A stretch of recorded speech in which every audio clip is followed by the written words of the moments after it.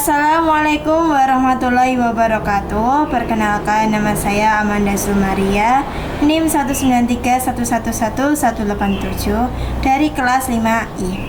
Di sini saya akan menjelaskan mengenai langkah penyusunan proposal skripsi pada penelitian kepustakaan. Sebelumnya saya akan menjelaskan mengenai apa itu pengertian dari penelitian kepustakaan. Nah, penelitian kepustakaan adalah suatu jenis penelitian yang digunakan dalam pengumpulan informasi dan data secara mendalam melalui literatur, buku, catatan, majalah, referensi lain, dan hasil penelitian sebelumnya yang relevan untuk mendapatkan jawaban dan landasan teori mengenai masalah yang akan diteliti.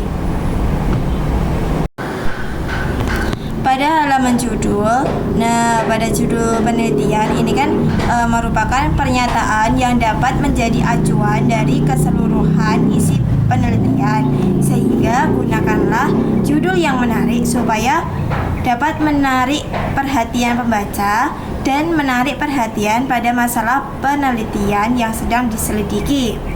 Judul yang lengkap biasanya itu terdiri dari 5. Yang pertama, masalah, objek atau topik dari penelitian. Yang kedua, subjek penelitian. Yang ketiga, lokasi atau daerah penelitian. Yang keempat, desain, strategi, metode penelitian. Dan yang terakhir yaitu tahun atau waktu terjadinya peristiwa atau waktu penyelenggaraan penelitian. Langkah-langkah penyusunan itu ada 3. Yang pertama, pada bab 1 pendahuluan, yang kedua pada bab 2 landasan teori, yang ketiga pada bab 3 metodologi penelitian. Bab 1 pendahuluan itu terdapat 7 poin ya. Yang pertama, latar belakang masalah. Pada latar belakang ini itu sangat penting karena pada bagian ini itu menjelaskan tentang alasan memilih topik, alasan mengambil dan menggunakan judul tersebut. Yang kedua, penegasan istilah.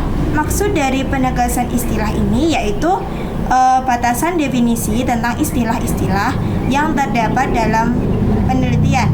Fungsinya itu untuk menghindari kesalahpahaman terhadap istilah-istilah dalam suatu penelitian. Yang ketiga yaitu identifikasi masalah.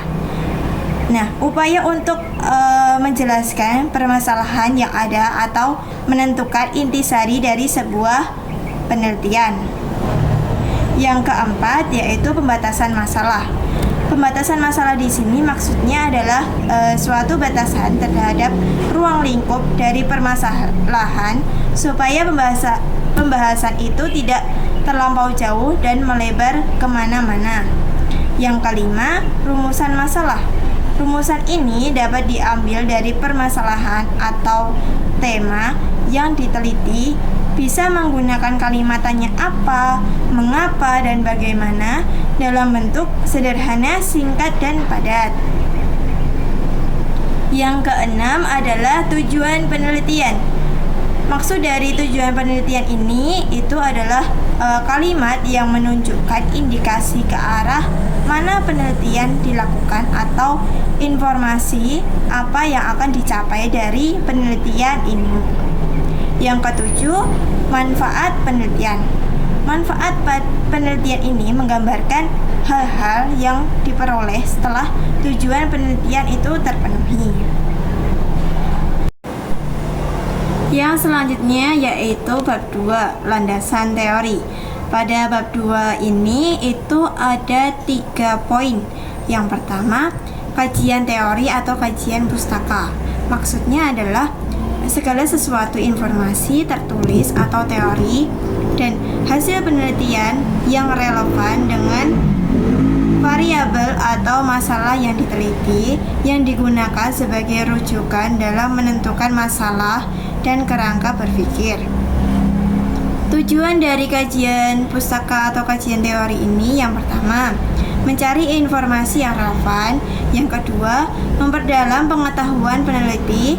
Yang ketiga, mengkaji teori yang relevan dengan masalah yang diteliti. Yang keempat, mengkaji hasil-hasil penelitian terdahulu. Selanjutnya yang kedua, telaah pustaka. Telaah pustaka ini merupakan kajian atau teori yang sudah ada sebelumnya dan membicarakan permasalahan yang sama, akan tetapi memiliki pandangan yang berbeda dalam melihat suatu wacana. Pada bagian ini biasanya itu untuk membedakan penelitian kita dengan berbagai penelitian yang sudah ada sebelumnya. Selanjutnya yang ketiga, kerangka teoritik. Kerangka teoritik ini merupakan uraian rasional tentang hubungan antara variabel dan yang berdasarkan pada konsep-konsep yang diuraikan dalam kajian teori.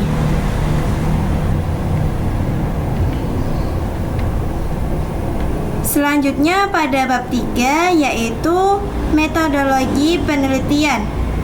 Pada metodologi penelitian ini terdapat 5 poin. Yang pertama, jenis penelitian. Nah, jenis penelitian ini itu terdapat dua jenis ya. Yang pertama, kualitatif sama kuantitatif. Kualitatif ini merupakan memiliki sifat deskriptif dan cenderung menggunakan analisis. Sedangkan jenis penelitian kuantitatif itu dalam pengumpulan data itu menggunakan teknik angka, yaitu statistik, matematik, atau komputasi. Yang kedua, data dan sumber. Data adalah sumber informasi yang akan diseleksi sebagai bahan analisis. Sedangkan sumber data itu terkait dengan subjek penelitian dari mana data diperoleh. Yang ketiga, ada teknik pengumpulan data. Nah, maksudnya adalah alat bantu yang dipilih dan digunakan oleh peneliti dalam kegiatannya mengumpulkan agar kegiatan menjadi sistematis. Yang keempat itu ada teknik keabsahan data. Bagian ini sangat penting dalam penelitian karena untuk mendapatkan data yang valid, ada beberapa teknik yang dapat dilakukan, antara lain ketekunan pengamatan, triangulasi, pengecekan sejawat, dan lainnya. Yang terakhir, yang kelima itu ada teknik analisis data. Maksudnya adalah proses mengorganisasikan dan mengurutkan data dari ke dalam pola, kategori, dan beberapa satuan dasar sehingga dapat ditemukan tema dan dapat dirumuskan hipotesis kerja sebagaimana yang terdapat di dalam kelas. Mungkin itu saja yang dapat saya sampaikan. Semoga ini bisa bermanfaat buat teman-teman semuanya. Terima kasih. Wassalamualaikum warahmatullahi wabarakatuh.